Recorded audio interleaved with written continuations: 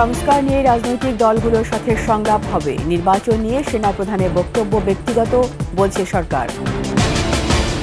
জয় পুতুল ববির ব্যাংক হিসাব অবরুদ্ধ, ৩০ দিন লেনদেনে স্থগিতাদেশ। সরকারি চাকুরিতে বয়স ৩৫ করার দাবিতে বিক্ষোভ, আন্দোলনকারীদের উপর পুলিশের টিয়ার সেল।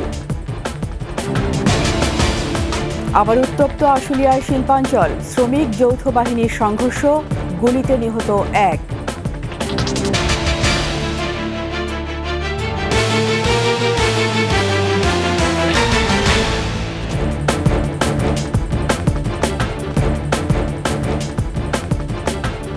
শুনছিলেন প্রেস সিকিউরিটি ইসলামী ব্যাংক পিএলসি সংবাদ শিরোনাম। আমন্ত্রণ ২১ সংবাদের সাথে আছি আমি রীতা চৌধুরী। দর্শক, ২১ টেলিভিশনের সংবাদ একই সাথে সরাসরি দেখতে পাবেন আমাদের ফেসবুক পেজ www.facebook.com/2124 অনলাইনে। সাবস্ক্রাইব করতে পারেন www.youtube.com/21TV চ্যানেলে। এছাড়া সংবাদেও থাকছে হাসিনা সরকারি এমপি মন্ত্রীদের কারাগারে আয়েশি জীবন, জেল কোড মেনেই ডিভিশন বলছে কর্তৃপক্ষ।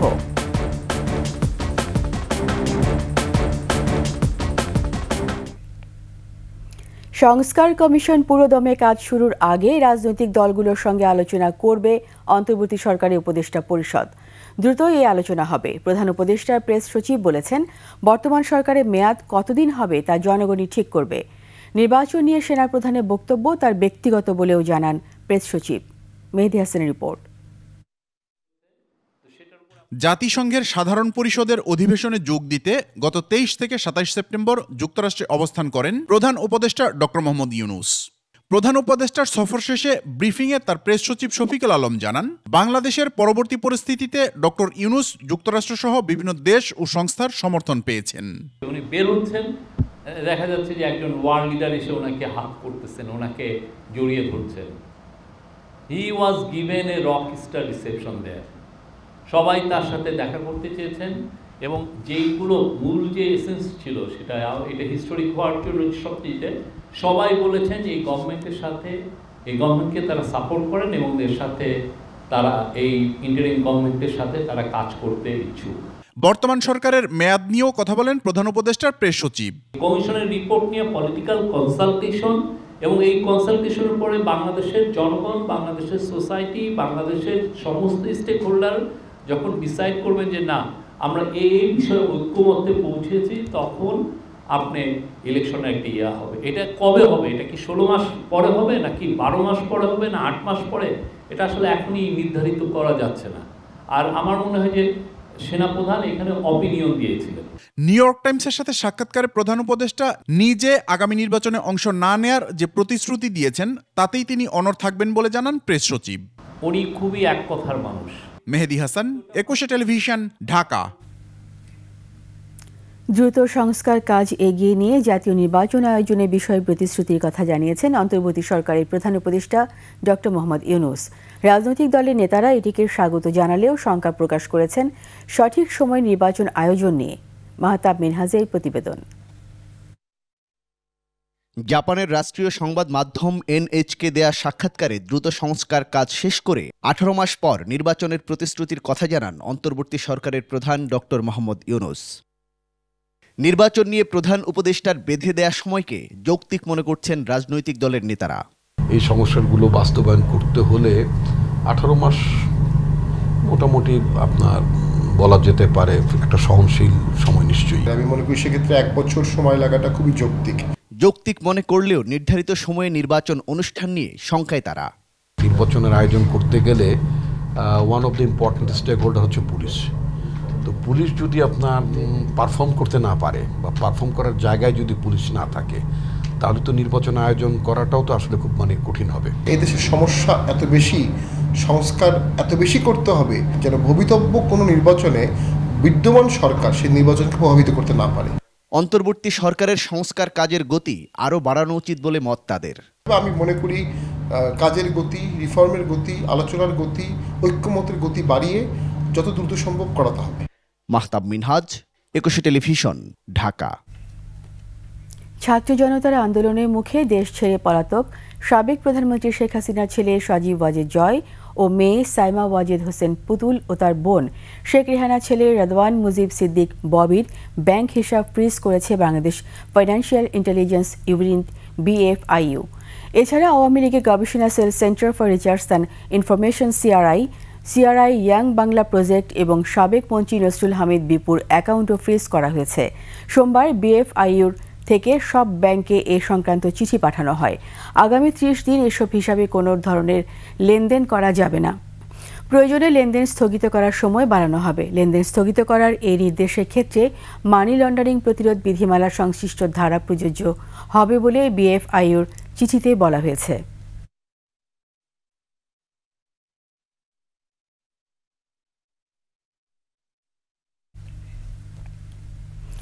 সরকারি চাকুরিতে প্রবেশের বয়সসীমা বাড়ানোর দাবিতে দিনভর বিক্ষোভ করেছে আন্দোলনকারীরা।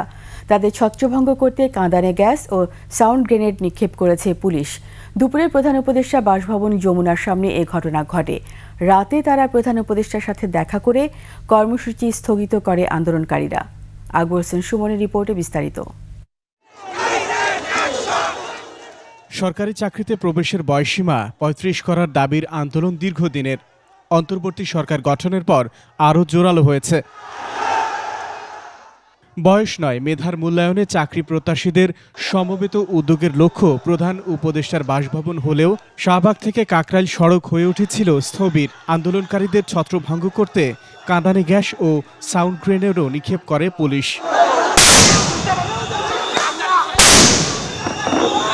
সেনাবাহিনীর উপস্থিতিতে পরিস্থিতি নিয়ন্ত্রণে আসে।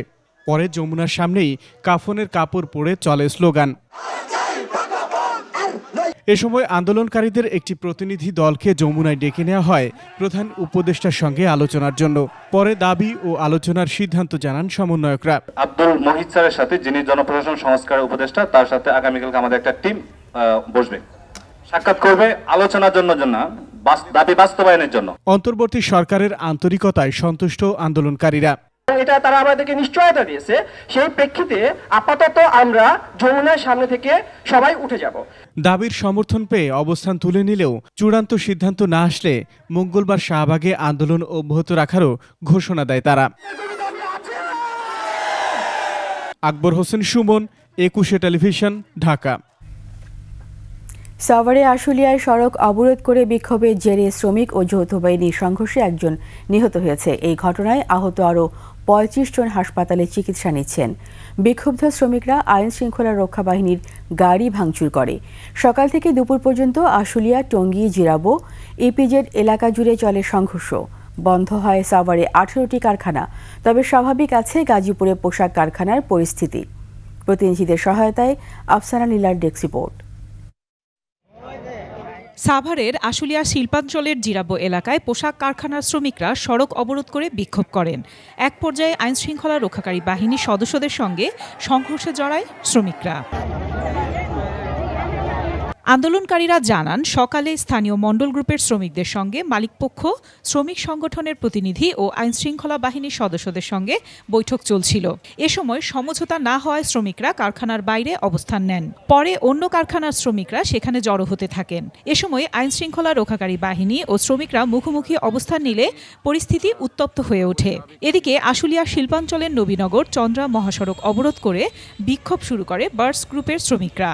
এই ডেটটা তারা অস্বীকার করে টাকাগুলো আমাদেরকে না দেয়, যার জন্য আমরা সবাই আজকে এখানে রাস্তায় সমবেত হয়েছি। সরকার থেকে সেটা করার পরেও আজকে 30 তারিখ চলে, আমাদের দেনা পাওনা কিছু দেয় না। সম্পূর্ণ পাওনা দাওনা যা পাই আমাদের দিয়ে দেন, আমরা রাস্তা ছেড়ে দেব। বিক্ষোভকারীরা র্যাব ও পুলিশের কয়েকটি গাড়ি ভাঙচুর করলে আইনশৃঙ্খলা বাহিনীর সদস্যরা লাঠিচার্জ শুরু করেন। সংঘর্ষে আহত কাউসার নামে এক শ্রমিককে হাসপাতালে নেওয়ার পর চিকিৎসক তাকে মৃত ঘোষণা করেন। আহত কমপক্ষে 30 শ্রমিক হাসপাতালে ভর্তি আছেন। আমরা অফিস থেকে বাইরে রয়েছি, আমরা সবার পিছিয়ে বাইরে রয়েছি, ঠিক আছে। বাইরে বাসায় ফিরে যাইতেছি, তখন হেরা মনে করছে গুলি করছে, অন্য লোক গ্যামজাম করছে। তলপেটের বাম সাইডে গুলি লেগেছে, ওনা আমরা মৃত অবস্থায় পেয়েছি। আর বাকি দুটো যে পেশেন্ট নয়ন এবং রাসেল, নয়ন যে পেশেন্ট, ওনার বুকের ডান সাইডে গুলি লেগে বের হয়ে গিয়েছে। আশুলিয়া থানার ভারপ্রাপ্ত কর্মকর্তা জানিয়েছেন, পরিস্থিতি স্বাভাবিক করতে আইনশৃঙ্খলা রক্ষাকারী বাহিনীর সদস্যরা কাজ করছে। তবে শিল্প পুলিশ 1-এর পুলিশ সুপার এ বিষয়ে কিছু জানাননি। গত ২৭ আগস্ট এক নোটিশের প্রেক্ষিতে বার্স গ্রুপের ৪টি কারখানা বন্ধ ঘোষণা করা হয়। পাওনা আদায়ে ক্ষুব্ধ শ্রমিকরা মহাসড়ক অবরোধ ও বিক্ষোভ করেন। আফসানা নীলা, ডেস্ক রিপোর্ট, ২১ টেলিভিশন। মার্কিন সংবাদ মাধ্যম এনপিআরকে দেয়া সাক্ষাৎকারে অন্তর্বর্তীকালীন সরকারের প্রধান উপদেষ্টা ডক্টর ইউনূস বলেছেন, মানুষ আগের অবস্থায় ফিরে যেতে চায় না, পরিবর্তন চায়। গত সপ্তাহে নিউ ইয়র্কে জাতিসংঘ সাধারণ পরিষদের অধিবেশনে ফাঁকে ডক্টর ইউনূস ওই সাক্ষাৎকার দেন। সোমবার এই সাক্ষাৎকার প্রচার করে এনপিআর। সংস্কার ও নির্বাচনের জন্য ১৮ মাস যথেষ্ট সময় কিনা এমন প্রশ্নের জবাবে ডক্টর ইউনূস বলেন, কেউ কেউ বলছে যত দ্রুত সম্ভব সংস্কার করার জন্য, দেরি করলে সরকার অজনপ্রিয় হয়ে পড়বে। আবার কেউ কেউ বলছে সংস্কার শেষ করতে হবে এবং সরকারকে দীর্ঘ সময় থাকতে হবে, তাই এই বিতর্ক চলছে। প্রধান উপদেষ্টা বলেন, আমরা পুরনো অবস্থায় ফিরে যেতে চাই না, তাহলে এত প্রাণ দেওয়ার মানে কি দাঁড়ালো? আমাদের নতুন একটি দেশ গড়ার কাজ শুরু করতে হবে।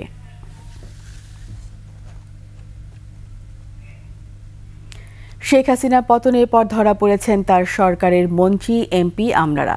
এর মধ্যে সালমান এফ রহমান, হাসানুল হক ইনু, রাশেদ খান মেনন, আনিসুল হক, দীপুমণি, জুনায়েদ আহমেদ পলক, চৌধুরী আবদুল্লাহ আল মামুন সহ ৩০ জন পাচ্ছেন ডিভিশনপ্রাপ্ত বন্দির মর্যাদা। প্রত্যেকে প্রায় ১ ডজন করে মামলার আসামি। তবে আইজি প্রেজেন্স ২১ টেলিভিশনকে জানিয়েছেন, কারাবিধি মেনেই প্রথম শ্রেণীর বন্দির মর্যাদা দেয়া হয়েছে তাদের। বিস্তারিত জানাচ্ছেন দীপু শিকদার। এভাবে আদালত প্রাঙ্গণ ও কারাগারে গণরোষের শিকার হন শেখ হাসিনার দোসররা। জনরোষ থেকে তাদের রক্ষায় সেনাবাহিনী ও আইনশৃঙ্খলা রক্ষাকারী বাহিনীর সদস্যদের হিমশিম খেতে হয়। একে একে ধরা পড়েন আওয়ামী লীগ নেতা সালমান এফ রহমান, আনিসুল হক, ডাক্তার দীপুমণি, জাসদ সভাপতি হাসানুল হক ইনু, ওয়ার্কার্স পার্টি সভাপতি রাশেদ খান মেনন, জুনায়েদ আহমেদ পলক, সাবেক বিচারপতি শামসুদ্দিন চৌধুরী মানিক, সাবেক আইজিপি চৌধুরী আব্দুল আল মামুন, একেএম শহীদুল হক, ঢাকা মহানগর পুলিশের সাবেক কমিশনার আসাদুজ্জামান মিয়া সহ স্বৈরাচার শেখ হাসিনার দোসররা। বন্দীদের হাল হকিকত সম্পর্কে জানতে চাইলে বিভিন্ন তথ্য দেন কারা মহাপরিদর্শক। রাজনৈতিক বন্দী আছেন, তাদের একটা সিস্টেম হচ্ছে যে আমরা ডিস্ট্রিক্ট ম্যাজিস্ট্রেটের মাধ্যমে তাদের অনুমোদন পেলে তাদেরকে ডিভিশন দেওয়া হচ্ছে। এ পর্যন্ত আমার হিসাবে ৬২ জন বন্দী আমাদের এই আলোচিত অথবা যারা বিভিন্ন মামলায় গ্রেপ্তার হয়েছেন তারা আছেন। এর মধ্যে ৩০ জন ডিভিশন ইতিমধ্যে প্রাপ্ত হচ্ছেন, বাকিরা প্রসেসের মধ্যে দিয়ে আছে। ডিভিশন বন্দী এবং সাধারণ বন্দীদের মধ্যে আসলে একটা পার্থক্য যদি বলেন, তারা একটা ডিভিশন বন্দীদের রাখার জন্য আমাদের একটা আলাদা বিল্ডিং এবং সেল আছে, তারা ওই বিল্ডিংয়ে অবস্থান করেন। ডিভিশন প্রাপ্ত বন্দীদের কামরায় রয়েছে একটি খাট, চেয়ার, টেবিল এবং একজন করে সেবক। 2টি করে জাতীয় পত্রিকা দিচ্ছে কারা কর্তৃপক্ষ। এছাড়া পরিবার ও স্বজনদের দেয়া ফ্রিজ ব্যবহার এবং টেলিভিশন দেখার সুবিধা মিলছে কারাবিধি অনুযায়ী। সকালের নাস্তায় দেয়া হচ্ছে রুটি, সুজি আর সবজি। দুপুরে এবং রাতে দেয়া হয় ডাল, সবজি, মাছ, মাংস। এছাড়া নিজের সেলের চারপাশে পায়চারি করার সুযোগ পান ডিভিশন প্রাপ্ত বন্দীরা। সকালে সাধারণ বন্দী এবং ডিভিশন প্রাপ্ত বন্দীদের একই ধরনের নাস্তা দেওয়া হয়, তবে দুপুর এবং রাতে সাধারণ বন্দীদের যে খাবার দেওয়া হয় তাতে আমিষের পরিমাণ কম। নর্মাল যে ডাল চাল বিষয়গুলো আছে, এর পাশাপাশি তারা কিছু এডিশনাল আইটেম পান, তার মধ্যে প্রোটিনের প্রাপ্যতা একটু বেশি। এছাড়া কিছু এডিশনাল আইটেম বলতে পাউরুটি, কিছু জেলি, এর টাইপের কিছু আইটেম তারা পান। সাধারণ বন্দীরাও ক্ষিপ্ত হয় শেখ হাসিনার দোসরদের নিয়ে কারা কর্তৃপক্ষ উদ্বিগ্ন বলে জানান কারা মহাপরিদর্শক। ইন্টারনাল অ্যালার্টনেস লেভেলটাকে আমরা হাই রাখছি। দীপু শিকদার, ২১ টেলিভিশন, ঢাকা। মৌলবাদের সঙ্গে অন্তর্বর্তীকালীন সরকারে আপোষ উদ্বেগজনক বলে মন্তব্য করেছে ট্রান্সপারেন্সি ইন্টারন্যাশনাল বাংলাদেশ, টিআইবি।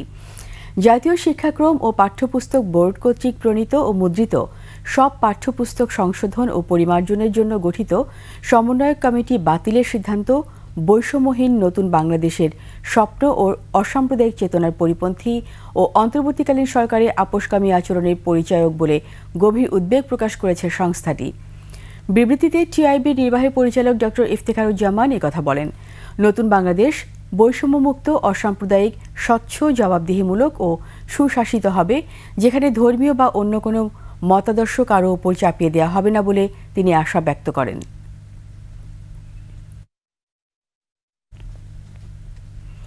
গুম নিয়ে সোচ্চার মায়ের ডাক সংগঠনের প্রধান সংগঠক সানজিদা ইসলাম তুলির বড় ভাই সাইফুল ইসলাম শ্যামলকে জিজ্ঞাসাবাদের পর বাসায় রেখে গেছে সেনাবাহিনী।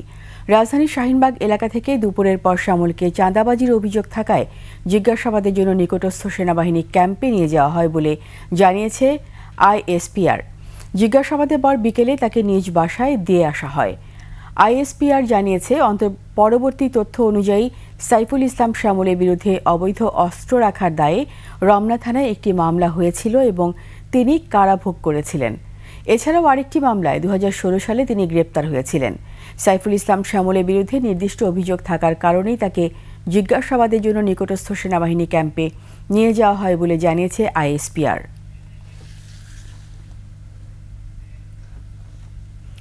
চারদলীয় জোট সরকারে আমলে ক্ষুদ্র পরিসরে চট্টগ্রাম বন্দর কেন্দ্রিক ব্যবসা শুরু, তবে বিস্ময়কর উত্থান গত 1.5 দশকে। তরফদার রুহুল আমিনের প্রতিষ্ঠান সাইফ পাওয়ারটেক একাই করেছে বন্দরে 62 কন্টেইনার হ্যান্ডেলিং। শেখ পরিবার ঘনিষ্ঠ এই বিতর্কিত ব্যবসায়ী নিজে অঢেল সম্পদ গড়েছেন, ভাগ দিয়েছেন সহযোগীদেরও। চট্টগ্রাম থেকে বিপ্লব মজুমদারের ক্যামেরায় হাসান ফেরদৌসের তথ্যে বিস্তারিত ডেস্ক রিপোর্টে। চট্টগ্রাম বন্দরে 4টি ক্রেন রক্ষণাবেক্ষণের কাজ দিয়ে ব্যবসা শুরু। পরের 1.5 দশকেই বনে গেছেন বন্দরের একচ্ছত্র অপারেটর। তরফদার রুহুল আমিনের প্রতিষ্ঠান সাইফ পাওয়ারটেক এখন নিউমোরিং কন্টেইনার টার্মিনালের 4টি ও চিটাগাং কন্টেইনার টার্মিনালের 2টি সহ 6টি টার্মিনাল পরিচালনা করছে। এছাড়া ঢাকার inland container depot, Pangaon container terminal, Chattogram বন্দরের ওভারফ্লো কন্টেইনার ইয়ার্ড এবং যন্ত্রপাতি সরবরাহ ও রক্ষণাবেক্ষণও একচেটিয়া নিয়ন্ত্রণ সাইফ পাওয়ারটেকের। আন্দোলন সংগ্রামের এক পর্যায়ে সাইফ পাওয়ারটেককে বন্দর থেকে বের করে দেওয়া হয়েছিল। পরবর্তী সময়ে তাকে আবার ইন করা গেছে এবং ইন করাইয়া সেই একসাথে এভাবে বন্দরের মধ্যে এই সমস্ত লুটপাট এগুলো ছাড়াই গেছে। যেই সরকার এসছে এই সরকারের কাছে আমরা তুলে ধরবো যে অন্যায় হয়েছে, এটাকে শুধরানো করা উচিত। গত 15 বছরে তরফদার রুহুল আমিন চট্টগ্রাম আবাহনীর পাশাপাশি শেখ রাসেল স্মৃতি সংসদ, শেখ কামাল জামালের নামে ফুটবল টুর্নামেন্টে ব্যয় করেছেন বিপুল অর্থ। তবে হাসিনার পতনের পর ভুল পাল্টেছেন তিনি। একটা প্রোগ্রামে যদি আমাকে ইনভাইট করে, আমি যদি প্রোগ্রামে থাকি, প্রোগ্রামে যদি ছবি উঠায় রেখে দেয়, ইট ডাজ নট মিন যে আমি সরকারের লোক। বন্দরে নিজের একচ্ছত্র নিয়ন্ত্রণ প্রতিষ্ঠায় সাবেক নৌ প্রতিমন্ত্রী খালিদ মাহমুদ চৌধুরী, সাবেক হুইপ শামসুল হক চৌধুরী, চট্টগ্রামের সাবেক মেয়র আজম ও নাসির উদ্দিন এবং সাবেক MP M A Latif, Chittagong চেম্বারের সাবেক সভাপতি মাহবুবুল আলমকে সিন্ডিকেটে ভেড়ানোর কথা নিজেই স্বীকার করেন তরফদার। আমরা যখন কাজ করি, আমাদের পাশে যারা সরকারি কাজ যখন করি, সরকারের যেটা নেতারা থাকে তাদের সাথে তো সৎ সম্পর্ক, ভালো সম্পর্ক রাখতেই হয়। ইট ডাজ নট মিন যে আমাদের বিজনেসের সাথে তারা ছিল না।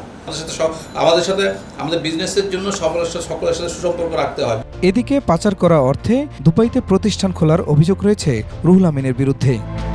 2020 সালে কর ফাঁকি ও অর্থ পাচারের অভিযোগে তরফদার রুহুল আমিনের বিরুদ্ধে তদন্ত শুরু করে দুদক, কিন্তু সরকারের শীর্ষ পর্যায়ের ইশারায় সেই অনুসন্ধান ধামাচাপা পড়ে যায় বলেও অভিযোগ রয়েছে। খুরশিদ আলম মুকুল, ডেস্ক রিপোর্ট, 21 টেলিভিশন। এরই সাথে শেষ করছি 21 সংবাদ। যাওয়ার আগে ফার্স্ট সিকিউরিটি ইসলামী ব্যাংক পিএলসি সংবাদ শিরোনামগুলো আরও একবার। সংস্কার নিয়ে রাজনৈতিক দলগুলোর সাথে সংলাপ হবে, নির্বাচন নিয়ে সেনাপ্রধানের বক্তব্য ব্যক্তিগত বলছে সরকার। জয় পুতুল ববির ব্যাংক হিসাব অবরুদ্ধ, 30 দিন লেনদেনে স্থগিতাদেশ। সরকারি চাকুরিতে বয়স 35 করার দাবিতে বিক্ষোভ, আন্দোলনকারীদের উপর পুলিশের টিয়ার সেল। আবার উত্তপ্ত আশুলিয়ার শিল্পাঞ্চল, শ্রমিক যৌথ বাহিনীর সংঘর্ষ, গুলিতে নিহত 1।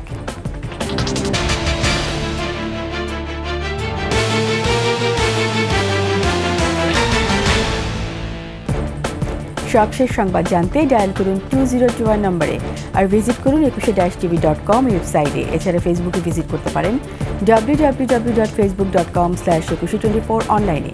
সাবস্ক্রাইব করতে পারেন www.youtube.com/21tv চ্যানেলে। এতক্ষণ সঙ্গে থাকার জন্য সবাইকে ধন্যবাদ।